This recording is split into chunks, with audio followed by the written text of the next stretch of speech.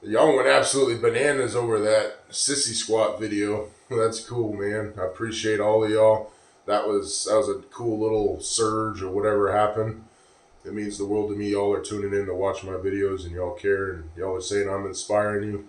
That's crazy. It's a kind of a dreary day. I'm a little late getting started. It's about 1:45, and on Fridays or Thursdays because I work, I usually try and get this stuff done a little earlier before noon, but it is what it is. And today is going to be a nice, clear, and concise shoulders workout. Just going heavy overhead press. And then I think what I'm going to do with this is superset lateral raises with some tricep extensions with the bands. Been doing a lot of skull crushers, and so we're going to do a little different. Just do whatever I do with the bands. And then, yeah, so I think that'll be interesting. And then, of course, overhead press is all I need for the front. And even, it hits my rear side delts. I don't know. That some people say it doesn't, but it does for me. I can feel it. And I was just feeling it. And I am definitely putting meat on my shoulders. I can feel them. Like, because my side delts are definitely what I consider my weakest muscle. When I started all this, I could barely do. I was literally using 5s for lateral raises. But I was just feeling it. And I can feel it. I'm putting meat on my shoulders. So that's cool. Body's taking, I'm telling y'all, alchemy. Body's taking fat from my man tits and building protein right there on my shoulders. That's cool. And one other thing, just quick, I wanted to point out that I've noticed. I mean, like this, I was just checking. That looks crazy. Unpumped, just normal. Like my arms are getting big. That's crazy. That's crazy. I mean, there's some wiggle, but that's meat, bro. That's meat. That's crazy. That's unpumped day after back and bicep meat. And yeah, those Zercher curls definitely was, I had to think, I thought about it afterwards because I noticed how my biceps were just blown up before I even did biceps. And it makes sense because after I stopped and thought about it, the Zercher, because all this is static tension on the biceps, right? So it's like holding it. That was cool. That's a full body because I was really focusing on my back, but my hamstrings are actually pretty damn sore today, and which is makes sense, right? Doing all that, and back is not horribly sore. I feel a little bit, and I really like the idea of those Zercher curls and barbell rows. I think that's a great superset. I like that I took a week off barbell rows. We've been hitting those. That's been our main back lift this whole time. And so I think it's good to give the body a break every once in a while. Whatever those muscles that normally get worked with barbell rows got a nice break. I really like the idea of moving forward on back, at least especially while I'm in this home gym, doing those and then barbell rows. And I think that's because those Zercher curls, I feel really hit from like here down. And then the barbell rows is like from there up. Really hits like barbell rows, and my traps are usually pumped. And then, of course, my lats and all that. And so yeah, I'm really glad I tried those. Those are going to be a staple. And even when I get in the gym, that'll be cool. Standing on the deadlift platform and doing, the actual just Jefferson curls. And never would have done that if I just...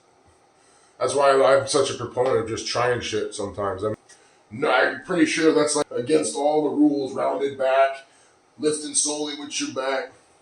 But bro, that's probably one of the best back stretches I've ever had. And I love it. And then I went on the walk afterwards. My lower back still didn't hurt. It's insane. I can't get over that. I've had that my whole life. Doing dishes. You just sweeping and mopping, just basic shit. And that it's gone. It just doesn't exist, and it just blows my mind. And I don't know. I'm just not saying I don't know if it's any one thing. All I know is that a few days after I started the kettlebells, that's when I noticed it. Another day of fasted cardio. It's cloudy. We're getting it done. Peace out. So yeah, it was a little cloudy. I was a little salty, but still, get that walk in. It's almost becoming second nature at this point.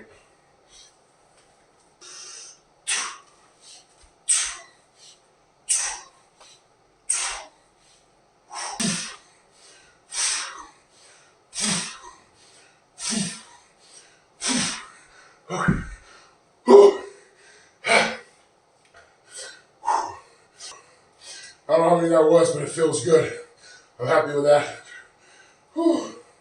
Of course, I'm never going 100% on these.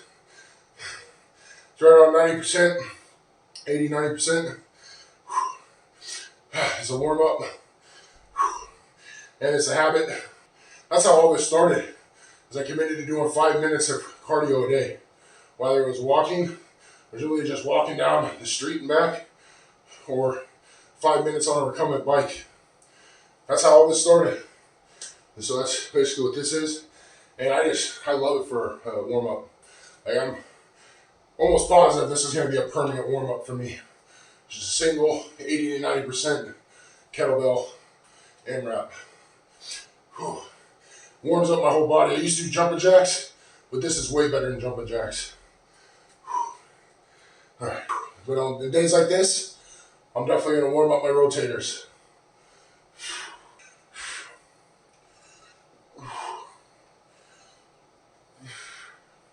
And this is especially important for me because I clean that bar up. You know, I don't have a rack, so I'm cleaning that. So I'm doing this motion with, well, today's going to be 150 pounds working weight.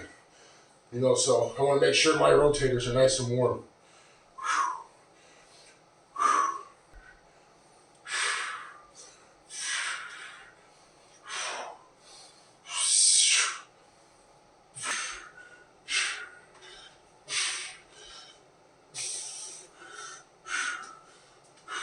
Alright, first we're going to do a couple warm-up sets with 110, and then we'll add 20 more pounds to 130, and then 20 more pounds, 150, and start our working sets on our fourth set, and then we'll do probably at least 4 sets of that, and then that'll be overhead press.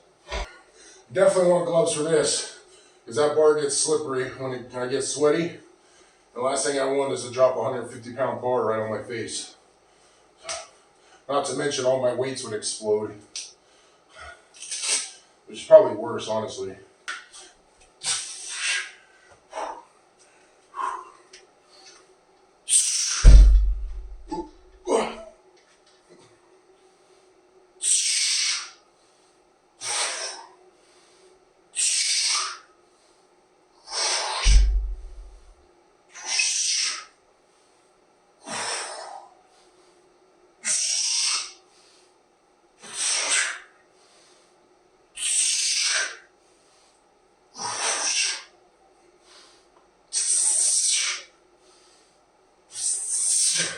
And for y'all concerned about me doing behind the neck, there's no pain there. If that was hurting, I wouldn't do it. That feels good. It's harder. I mean, I definitely can lift less weight than I can right here. But to each their own, maybe they hurt you, you know. They work for me, but they may not work for you. You have to make up your own damn mind on that. But I have that good mobility, I don't want to lose it. I don't want my muscles to, I don't want as my shoulders and stuff grow to start getting tight and conglomerated. You know, I want them to keep that loose mobility.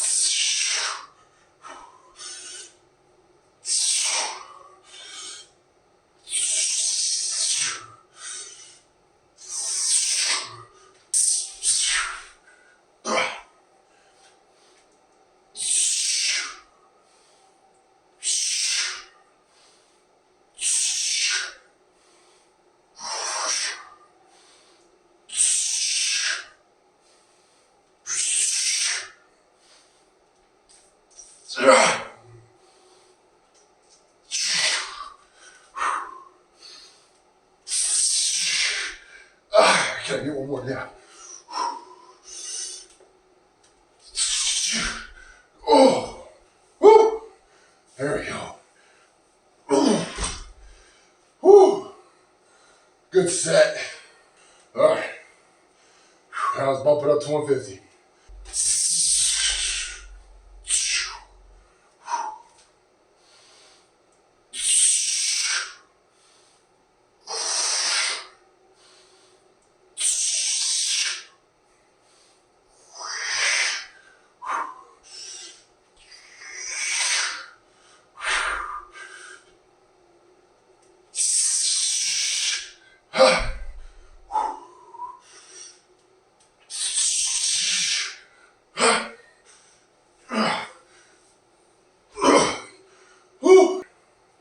All right, I think the next set, I'm gonna do nothing but just behind the necks.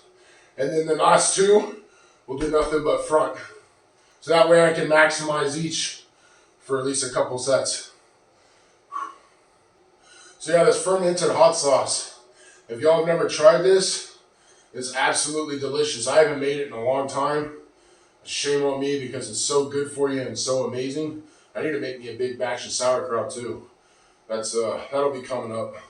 But obviously not while we're doing this ketovore period. But after that, yeah. I love it's not even sauerkraut. It's kind of like a blend between sauerkraut and kimchi. It's not quite kimchi. It's just my own thing. But, oh, I eat the shit out of that. But fermented hot sauce, you can make it as hot as you want. As you'll see, I don't worry about it. I just put the whole jalapeno in there, but you can scrape out the seeds and pith if you don't like it. But, or maybe I'll do that just for simplicity's sake, I don't know. And then of course, I add bell pepper to it just to give it that flavor. And then garlic and ginger and onion. And I mean, salt, and that's really it. And then you just let that ferment in a non-metal bowl for about 7 days. You don't have to cover it or anything because it just creates its own anaerobic environment. You just stir it each day with some chopsticks or something wood. You don't want metal touching it. Metal fucks with the microbes for some reason. I forget why. But yeah, and then boom. You just put it in the blender. And then I like to put some vinegar in it. You just NutriBullet that shit. Zzz, and boom, done. And you can add sugar if you like sugar. Obviously, I'm not going to be using any sugar, but that's absolutely viable. All right, so listen. This one we're just doing behind the neck.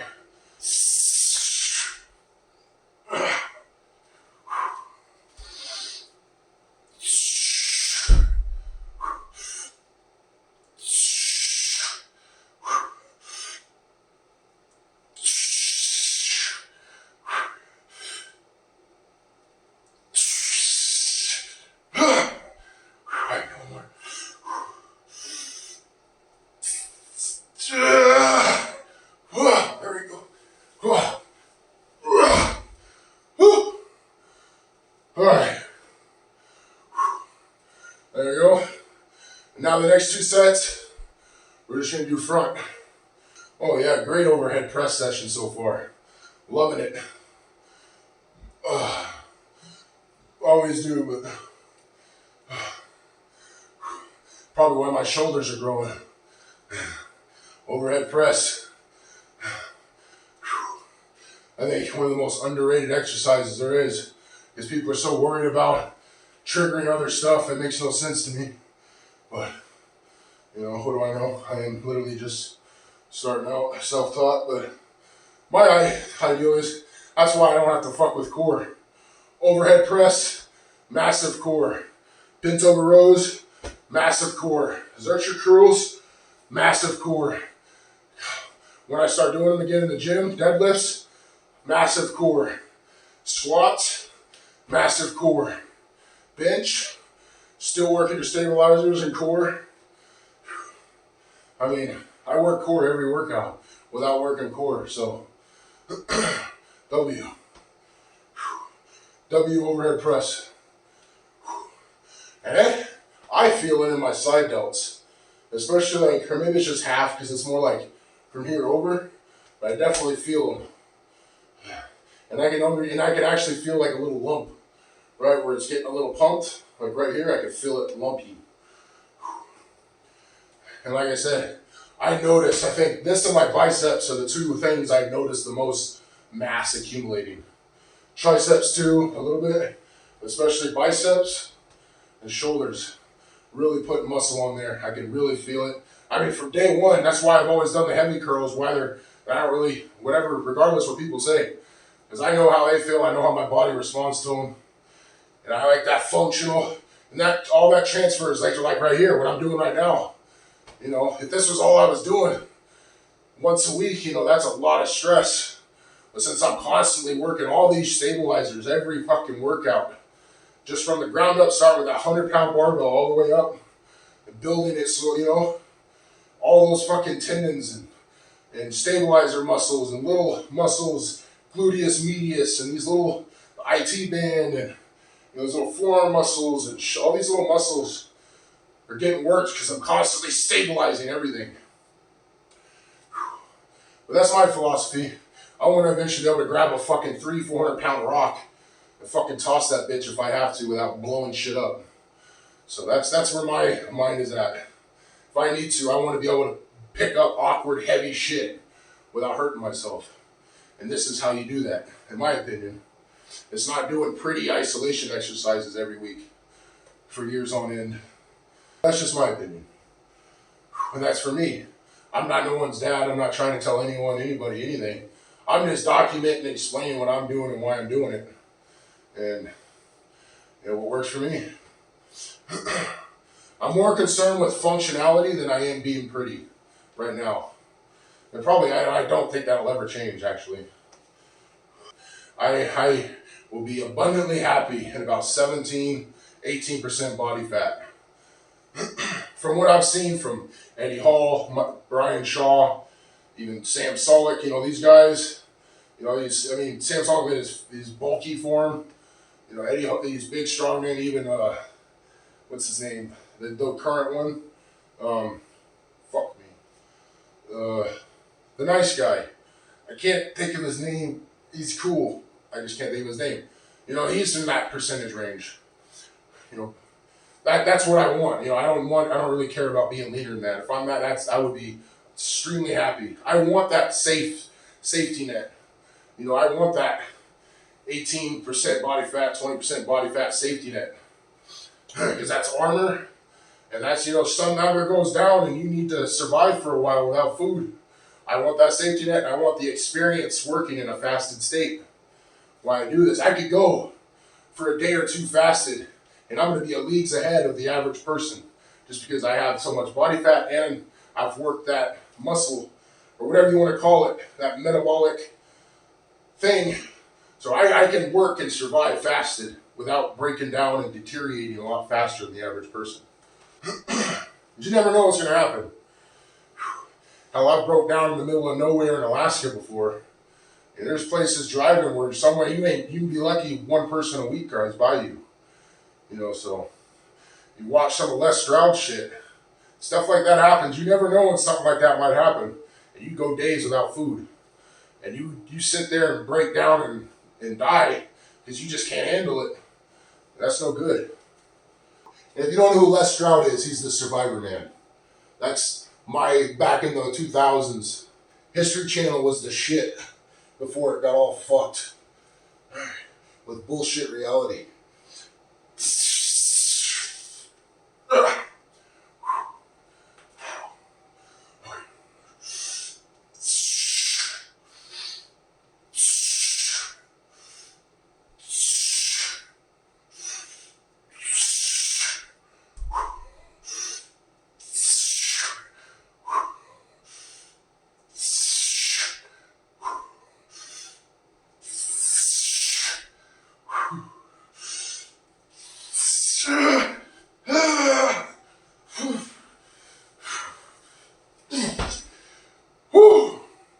You see what I mean on that one? I got 3. I went 8 reps was failure there. Behind the neck. I barely squeaked that 5th. So yeah, there's a strength difference. Whew. But yeah, and the big part is, my biggest advice to anybody watching this, trying to figure out what they want to do for them, find 3 to 5 people that know what the hell they're talking about. Watch them, learn from them, and you'll just know, you'll feel yourself gravitating to one over the other, and you'll start isolating them out, right? That's kind of what I did, to where, as far as like lifting, really like learning the mechanics, style number 1 was Eddie Hall. I watched all his older videos, going back to when he first started. That's some of the best, if not the best, instructional videos on the fucking internet, because they're in just a chill. You're working out with him and he explains everything. Absolute gold mine from when you go back, way back to his earliest videos. He starts his little fat loss thing before he comes to the United States to shoot some TV show. And then you just watch from there to like middle pandemic. all his stuff is just gold. Him with Martin Ford and Patty Dude, those videos are absolute gold. Alexander Bromley, that's another one I learned a lot from lifting science. And really, those are a lot of the two. I've based a lot of my stuff on Eddie Hall, and then I've watched a bunch of Will Tennyson, Tippert, all this and that, and then I just kind of made my own shit from it. And then I watch other things for entertainment, and then that's how I've taught myself. I taught myself all this, and other than the basic foundational principles I learned way back when I was 19 with Brad Lamb, my personal trainer. He took me under his wing, trained me for free, but long story short, I just wasn't there, and I fucked the diet. That was the biggest thing.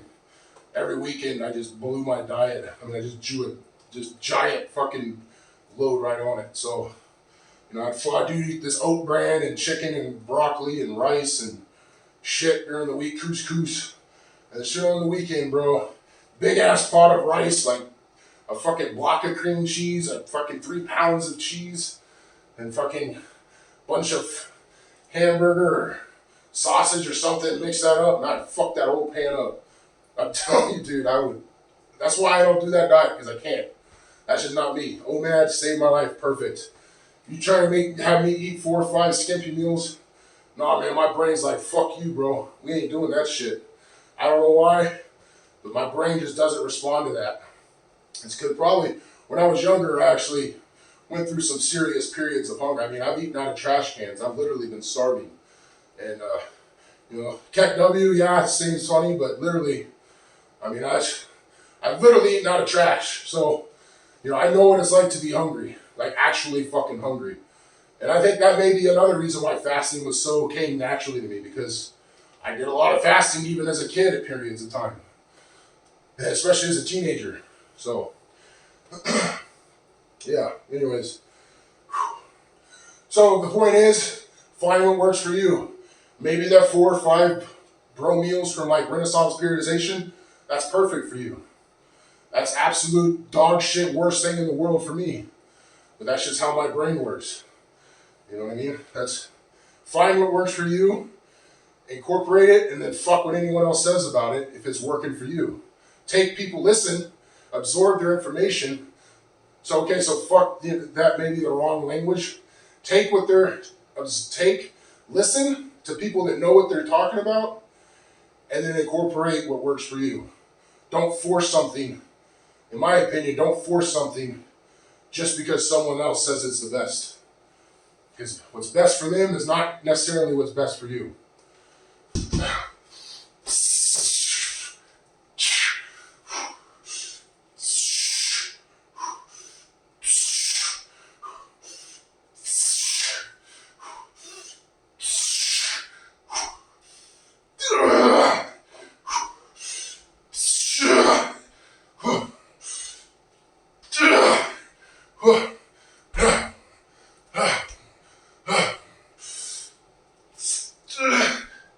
Fuck you! You! Let it out slow. Negative. Oh. Oh. Oh. Holy shit. Let's go. Whew. Alright. Alright.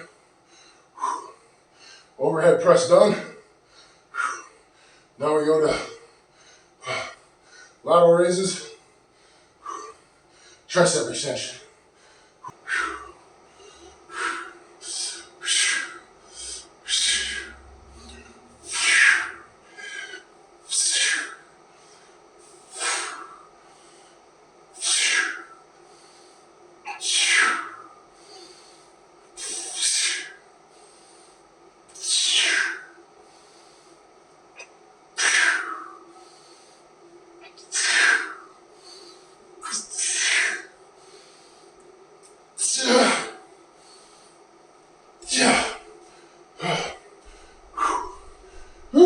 definitely my weakest body part. It's hard on my ego. Only being able to do 15s on lateral raises. That's okay, because it was only 5s even just a month ago. But yeah, that fucks with my ego probably more than any lift I do. Which is why I make sure I always do it.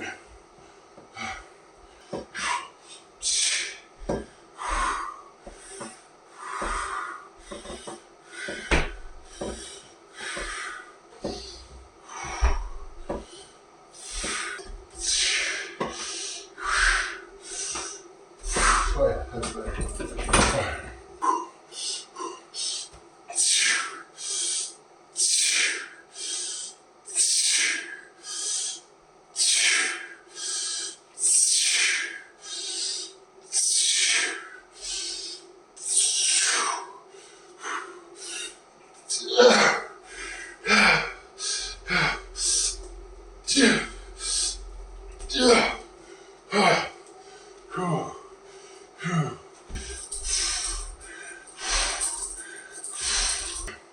You know, I didn't think about that. Next week I'm going to try some narrow overhead presses. I've never tried those. I just love that. Oh yeah.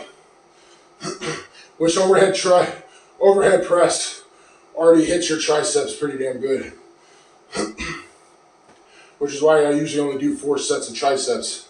Just like with my back and biceps, I usually only do 4 or 6 sets of biceps. Yesterday being an exception, for reasons I already explained. But yeah, so I'll usually only do like 4 sets of triceps on overhead press day. Because overhead press is so tricep extensive.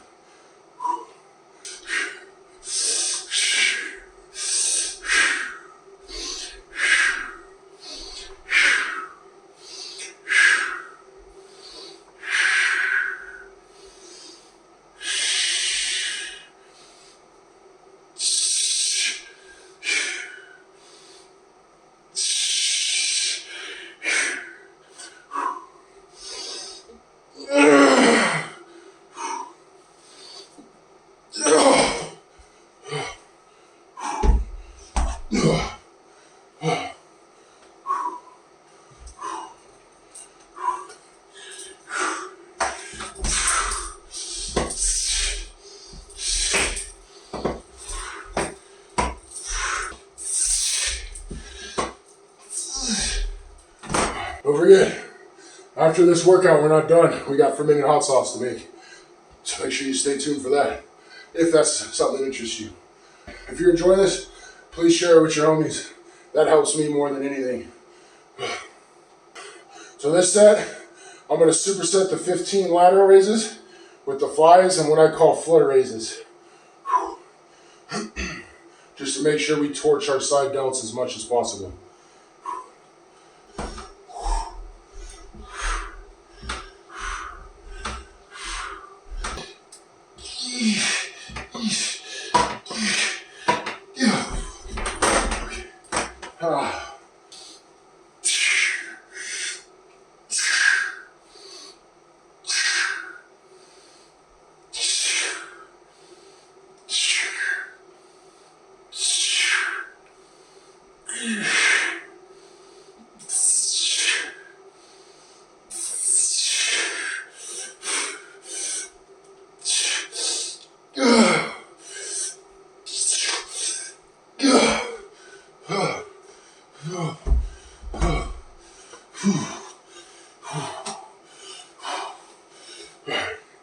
Alright, these are what I call flutter raises.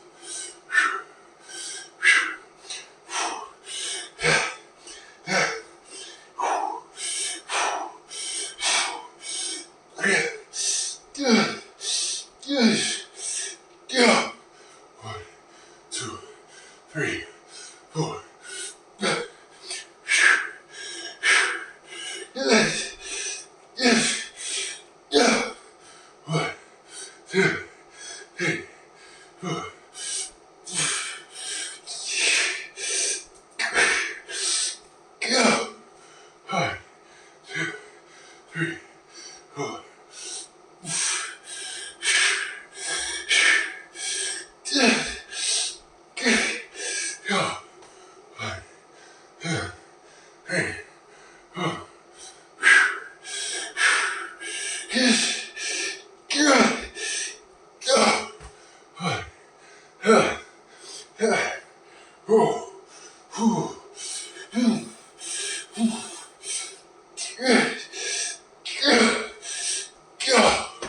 1, 2, 3, 4, 5.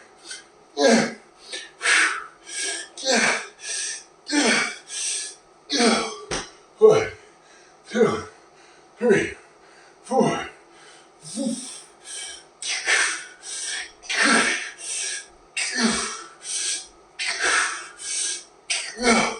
Okay. Oh, side delts are fucking cooked. Like I said, I can feel my shoulders putting on meat. So that's awesome. But yeah. So let's just go right into the hot sauce. So fermented hot sauce is actually pretty simple to make. And it just takes a little bit. Now, ideally, I think the best peppers for this would probably be Fresno's. To anyone watching, if you didn't know, if you like sriracha, one of the reasons you like it is because real sriracha is fermented. But we don't have Fresno's here in North Dakota, at least where I'm at. So we're just using some jalapenos. Obviously, the fresher, the better. But middle of winter, North Dakota, you do what you got to do. This, I'm just going to cut these and put them there to kind of give them a soak for a little bit. To, anything that might be on them, maybe, hopefully, that's water soluble will go into the water so it's not in the hot sauce. Obviously, you're not going to get everything. It's just the nature. Obviously.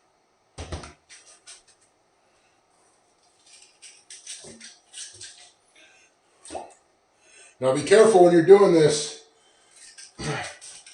When you go to rub your eye or go take a piss, especially, trust me, when you handle a bunch of jalapenos like this, you go take a piss, you fucking remember. You don't do it again, I'll just put it that way.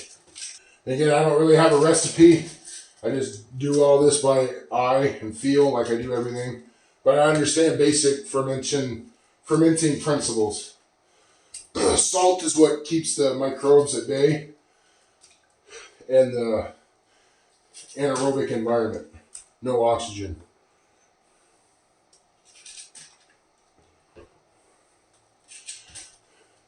Now, obviously, I'm not adding sugar, but that's the one thing. If you're making this yourself, it helps with the fermentation. So actually, if I had some sugar, I would probably still add like a tablespoon, but the only sugar I have is honey, and you don't want to use that because it's antimicrobial. So we'll just have to count on the sugars and the peppers, which there's plenty. I mean, especially in the red bell pepper, there's plenty of sugar in that red bell pepper. Oh yeah, this is a beautiful red pepper.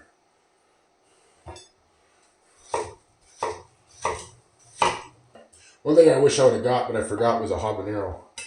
I usually like to put at least a half a habanero, but I like to eat a lot of it too, so I don't want it super hot. I want it to be more like a condiment. Right? Sriracha is delicious on eggs, meat, just about all kinds of stuff. That's kind of like what this is going to be, is a sriracha in a way, because we're putting ginger in it, and I just like that flavor. The garlic and the ginger and the purple onion. That classic Asian flavor. Which, one of the first things we're going to make when we're going back to just keto is curry with rice cauliflower. So, homemade, we're going to make the paste and everything homemade, because I love green curry.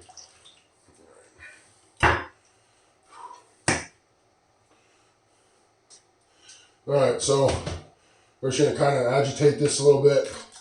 No, ideally, I'd probably let this soak for longer, but a little bit's going to be fine. And then by the time we start getting other stuff cut up, we'll drain this. But this is what I'm using for the container. You can use whatever. This is my little crock pot crock. Just don't make sure it's not metal. And if it's clear, make sure it's somewhere where there's no light. So put it in like a cabinet and close the cabinet. I think the best thing is a crock or wood. Like a wood bowl is really good. That's the first thing I made it in, was a wood bowl. And when you're first mixing it up, a spoon is fine. Just after that initial period, don't use anything metal with it. You want only wood or like silicone. But ideally wood. But like this cutting board, I just washed it with soap and water. I didn't bleach it or any of that. It'll be just fine. 99 out of 100 times, and that 1 out of 100 that something funky gets in there, you'll smell it, you'll know it, and it's whatever.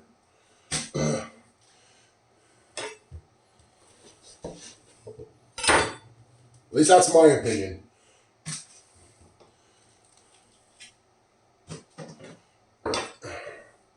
My opinion and my experience.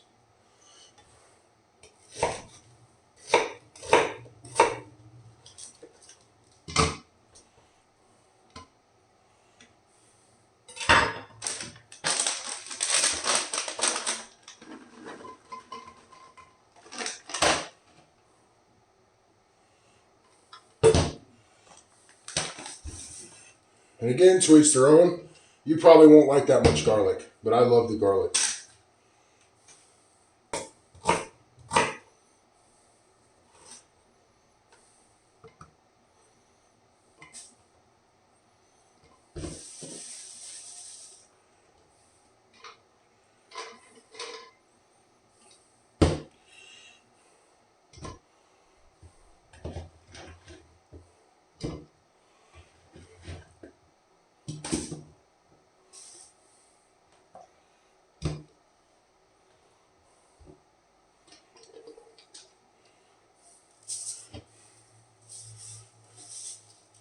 Just something to kind of have a feel for.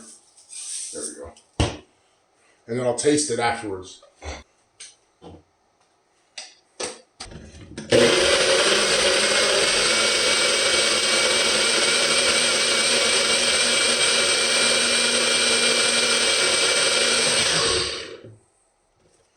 And now the way I do it like that. That is garlicky, it's oniony, and it's a little salty.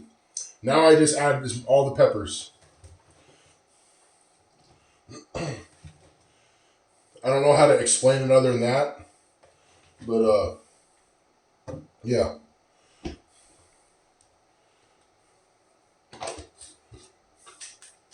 And in case you're wondering, you don't add vinegar to this until after it's done. I'm going to pour some of it in there. There we go. And let's give it a taste. Don't touch your mouth. Oh yeah.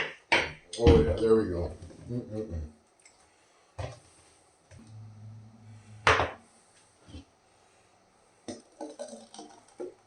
Oh. Look at that. I didn't even measure it. Instinctive cooking. Look at that. Perfect. Again, that's not me being cocky. That's me trying to emphasize how that works. You just do stuff. You tell your brain what you want. And that will happen 9 out of 10 times. But that's not something. It's hard to explain that. You just have to experience that. And then just build upon that.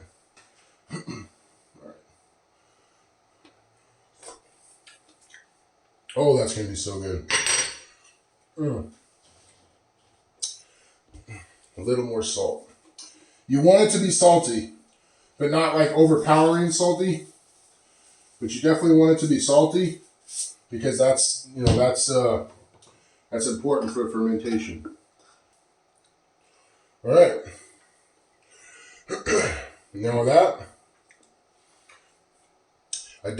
that's not hot. Those were very mild jalapenos. I really wish I had a habanero.